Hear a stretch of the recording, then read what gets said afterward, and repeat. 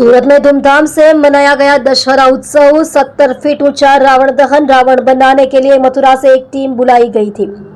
पिछले 49 सालों से मथुरा की ही एक टीम रावण तैयार कर रही है। रावण के पुतले को बनाने में 40 दिन लगे। विभिन्न प्रकार की आतिशबाजी की गई। सुरती लालों ने 30 मिनट तक आतिशबाजी का आनंद लिया। रावण दहन कार्यक्रम का आयोजन आदर्श रामलीला ट्रस्ट द्वारा किया गया। 4 अलग अलग स्थानों पर भव्य आयोजन किए गए। गृह मंत्री हर्ष संघवी उपस्थित रहे। राज्य के गृह मंत्री हर्ष संघवी का संबोधन। सूरत की धरती से अगर भगवान रामचंद्र का नारा लगे तो वह बुलंद आवाज होनी चाहिए।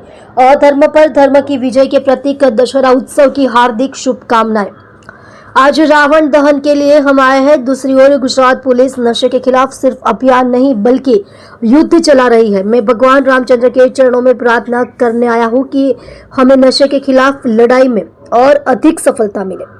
आप देख रहे हो MPS 24 live news channel Parasmal Prajapati के साथ।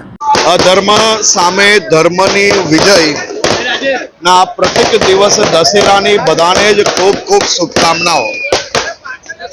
काले हूँ भरूच जिल्लाना दहेजमां ड्रग्स विरोध चालती आ लड़ाईना एक खूब ज महत्वपूर्ण आंदोलन में जोड़ावानो छुं।